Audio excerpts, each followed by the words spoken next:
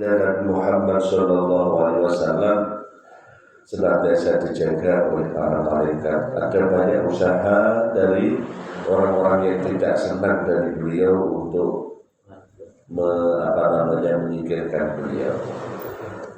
Pada pagi hari ini kita akan memasuki pembahasan surah Al-Lahab ini. Borgol kan 7, betul apa? Surat Tabbat ini. Bismillahirrahmanirrahim. Surat Tabbat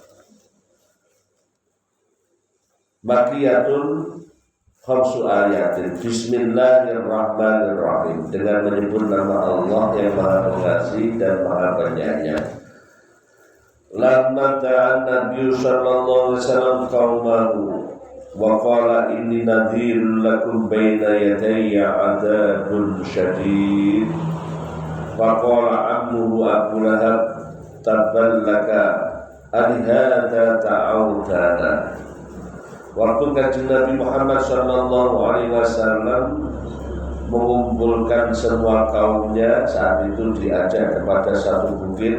Kalau dalam cerita kisahnya bisa kita kembali, misalnya kita buka dalam Khulasatul Nurul Yakin, kitab sejarah yang dasar itu, itu kita bisa melihat cerita itu.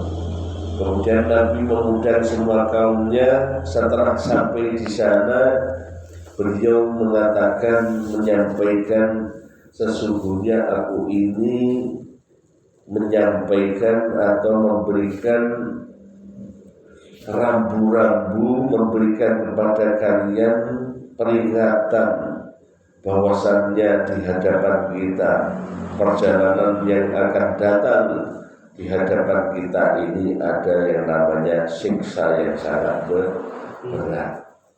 Dalam artian mengajak kepada kita senantiasa bertakwa kepada Allah Subhanahu wa Ta'ala. Maka redaksinya di sini, inni nadhirun lakum baina yadayya adzabun syadid.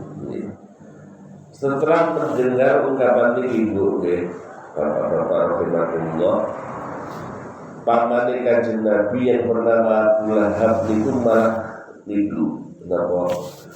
mencerca, mengata-ngatai baginda Nabi Muhammad SAW. Tabban laka alihada ta'udana. Bahasa kita tabban itu berkaitan dengan celaka atau bahasa-bahasa ada bosone rada halus Quran asli. Tabban itu artinya khasirat, rugi, atau selain rugi apa? Celaka, ya. Celaka engkau Muhammad. Apakah engkau mengundang kami hanya untuk ini? Bahasanya. Ini bahasanya sinten Abu Lahab. Setelah mendengarkan kata-kata dari ungkapan inilah Allah menurunkan melalui malaikat Jibril surat Al-Lahab. Di surat Tabbat ini, Tabbat ay khosirat yada Abi Lahab. Tabbat artinya khosirat, rugi, merugi kedua tangan Abi Lahab. Ay jamal wa abar anha bil yadain. Allah menggambarkan dengan kedua tangan sebagai majas. Li anna asal al-afali nuzawiru bihima wa hadil jumlah tuan. Jadi dengan kata tabbat ini artinya apa? Dengan kedua tangan, merugi kedua tangan Abi Lahab, karena semua aktivitas itu yang paling dominan adalah aktivitasnya tangan. Jadi rugi, watak dan sungguh-sungguh merugi.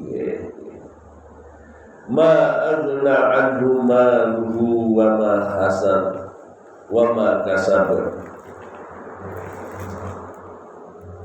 Sewaktu Kanjeng Nabi memberitahu tentang adanya siksa-siksa, tentang neraka ini, lalu yang namanya siapa namanya Abu Lahab tadi berkata, in kana ma yaqulu ibnu akhi haqqan fa inni aftadi minhu bimali wa waladi. Abu Lahab dengan dongkaknya dia mengatakan, apabila yang dikatakan oleh keponakanku ini, kan benar, Abu Lahab punya ponakan dan itu Nabi Muhammad Sallallahu Alaihi Wasallam. Jadi ponakan itu, apabila keponakanku ini benar apa yang dikatakan, maka aku akan tebusi dirinya dengan hartaku dan anakku. Ini masih sombong begini Abu Lahab ini. Masih mengatakan dengan kata-kata akan terbusi. Akhirnya Allah pun berfirman, ma'an'a'an wa makasab. Tak ada manfaatnya, baik itu harta maupun anak keturunannya, wa makasab dan usaha-usahanya. Saya selana ronda talahab, semua yang diusahakan itu nantinya akan menjadi api, yang menyala. Wa ra'atuhu hammalatal hatab. Istri dari Abu Lahab ini yang bernamanya Ummu Jamil, yang adalah orang-orang yang biasa membawa ini kayu bakar. Kalau di sana dikatakan kayunya adalah kayu idoh. Kayu idoh itu kayak sadar. Jadi kayu seperti seperti wongo, jadi nggak kelihatan. Jadi kayunya itu kalau seperti terbakar gitu. Jadi kanjeng Nabi Muhammad SAW itu jalan menuju, kalau beliau mau ke Mekah, mau ke sholat ke Masjidil Haram, itu di sepanjang jalan yang dilewati itu kali Ummi Jamil, bojone sinten Abu Lahab itu senantiasa diberi kayu ini, kayu sadan, kayu iboh. Tidak tahu istilahnya di sini sebenarnya istrinya pun sampai menghalang-halangi ini, menghalangi sinten, menghalangi yang kanjeng Nabi dakwahi berniki. Ummu Jamil di kayu syauk atau kayu ri wasadan ini. Talqihi yang dilemparkan di jalan, tapi ternyata kayu itu ini menyala pun seperti wong-wong pun kalau dilewati kanjeng Nabi Muhammad Sallallahu Alaihi Wasallam. Niki dados niku kayu mamur-mamur terdados napa niku sing sampun selesai napa dados amu ngoten niku. Jadi orang melukai baginda Nabi sama sekali. Kanjeng Nabi dijaga oleh senantiasa dijaga oleh Allah. Senantiasa dalam perang Badar, kanjeng Nabi itu bepergian tanpa pengawalan dari sahabat-sahabat ini. Kemauan kanjeng Nabi dijaga ketika ada seorang Arabi mendekat mau membunuh kanjeng Nabi Muhammad Sallallahu Alaihi Wasallam dengan saat itu mau membunuh pedangnya. Saat itu dia terjungkal. Setelah ditanyakan kepadanya, wahai Arabi, tadi kau sudah mau membunuh itu Nabi itu, kenapa kau terjungkal? Aku melihat seorang yang sangat besar sekali dengan bentuknya seperti putih, orang wajahnya putih, lalu mendorong diriku sehingga aku terjungkal. Akhirnya orang tersebut juga tidak bisa. Dalam cerita yang lain ada dua orang yang satunya Nabi berkata, bersekongkol dengan baginda Nabi, mengatakan, engkau nanti bagian ngajak Nabi itu untuk berbicara, komunikasi. Nanti setelah kanjeng Nabi, kalau itu Nabi itu lagi kamu ajak bicara, aku akan memerdamnya, akan memerdam Tapi kuasa Allah. Lalu saat itu orang itu diam saja, sahabatnya sampai keheran-heranan. Enggak pedang-pedang. Setelah dia keduanya enggak harus jadi, harus pergi. Ketika ditanya, kamu kok enggak menjadi pedang, aku bagaimana? Lah bagaimana aku mau pedang? Setiap kali aku pedang yang ada di depanku adalah dirimu. Lalu ada penolong yang kanjeng Nabi itu setiap kali di pedang itu sing malah maju itu, kalau jadi si jini mau lah di pedang kan kalau jadi malah sing Nabi ya tentu maksudnya itu. Masya Allah penjagaan. Dan ini termasuk penjagaan Allah dari Umi Jamil dari sinten garwane Abu Lahab. Jadi wong tadi malah menjadi awu yang bawur. Ada suatu kisah diceritakan oleh Ibu Iska bahwasannya Ummu Jamil ini saat mengetahui turunnya ayat ini, wah, itu masuk di Ummu Jamil. Kerungu ayat tabat yada Abi Lahab wa tab itu langsung dia mulai karena kerungu ini marani waktu itu sinten marani di masjid. Nah saat itu sebenarnya Kanjeng Nabi Muhammad Sallallahu Alaihi Wasallam lagi berduduk berduaan dengan sahabatnya Abu Bakar As-Siddiq. Tapi kan Gusti Allah dipalingkan. Apa saiki bosone wong ora roh, mulane enek wong saiki enek wong sing ora ketok, berarti wonten iku lek basa Jawa iki nama ibu panglimunan ora ketok. Dari iki kan ora kelihatan. Jadi sampai saat itu sebenarnya kan sudah dengan sahabat Abu Bakar itu melihat Ummu Jamil itu malah tanya kepadanya, hai Abu Bakar, aina sahibuka? Hai Abu Bakar, di mana kancamu? Kancamu sing biasa ini Muhammad ini. Ora dijawab niki Abu Bakar. Sebenarnya wae Abu Bakar. Ummu Jamil meneruskan. Omong marang kancamu Muhammad omong.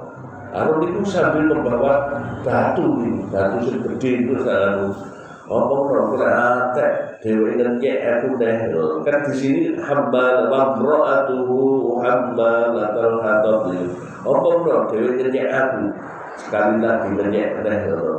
Iki tak kepruk dengan ngomongnya tadi tutup sampai nonton tak kepruk dengan lagu ini bahasa dia tahu itu dewi harus cincin dan ngomong bahasa dia itu sebagai itu melakukan orang sebelah sekitar taruh mesul untuk itu harus dia Allah dilatih orang itu ini pada negara P inilah salah satu mukjizat dengan Nabi Muhammad Sallallahu Alaihi Wasallam. Berarti Fijidiha hablum min masad.